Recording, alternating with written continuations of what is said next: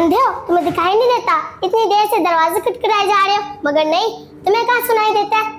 मैं तो कितना जरूरी काम कर रही थी। तुम जैसे को तो कोई काम होता नहीं। मुझे बहुत काम है। अब बता क्या लेने आया है यहाँ? बहन, मैं कल से भूखा हूँ, मुझे खाना मिल सकता है, आपकी मेहरबानी होगी। ओए, तू पागल वागल तो नहीं है? तेरा दिमाग तो ठीक है? ये मेरा घर है, कोई लंगर खाना नहीं है। बहन, आप मुझे खाने के लिए कुछ दे दे, अल्लाह ताला आपको हमेशा खुश रखेगा। एक काम कर, किसी और घर से मांग। हमारे घर में इतना ज्यादा नहीं है कि अरे गहरे को खिलाते फिरे। और तुम क्या जानो, एक एक रुपए की कीमत? तुम तो कहीं भी जाते हो भीख मांग लेते हो।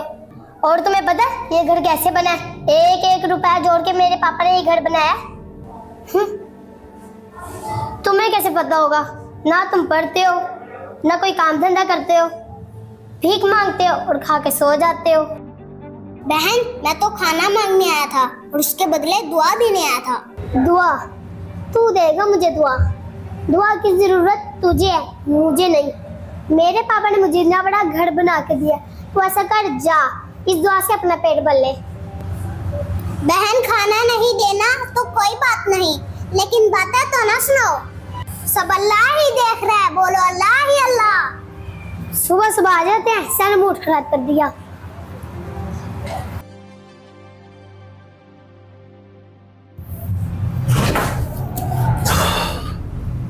आगे पापा, आपको पता है दादू का फोन आया था, दादी सीढ़ियों से गिर गई है।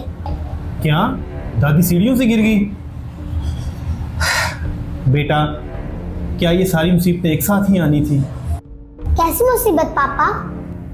अरे बेटा, नुकसान हो गया।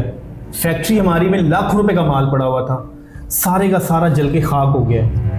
मैं तो ये सोच सोच के परेशान हो रहा हूँ कि अब मैं अपने पार्टनर्स को क्या जवाब दूंगा, क्योंकि सारी जिम्मेदारी भी मेरी थी। कितने ख्वाब सोचे थे ना हमने कि जब हमारी फैक्ट्री तरक्की पाएगी, फले फूलेगी, तो हम कहीं घूमने जाएंगे, एक नया घर लेंगे, मगर सारे ख्वाब हमारे अधूरे रह गए, चकनाचूर हो गए। बेटा, मुझे तो लगता है जैसे कि हमें ना किसी की बददुआ लग गई है। बाबा, आप बिल्कुल ठीक कह रहे हो। एक दिन एक फकीर बच्चा हमारे दरवाजे पे आया और मैं पढ़ रही थी और उसने हमारा दरवाज़ा खटखटाया।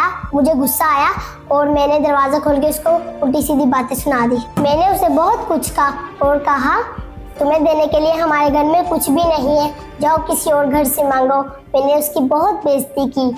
बाबा, वो इतना अच्छा था, उसने मुझे पलट कर कुछ भी नहीं कहा।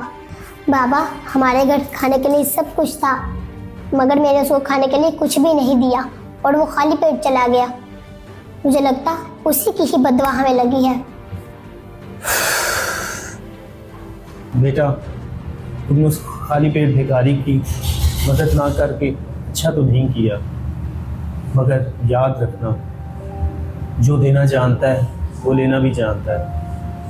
आगे से ख्याल करना कि हमारे दरवाजे पे कोई भी आए उसको खाली पेट ना जाने देना।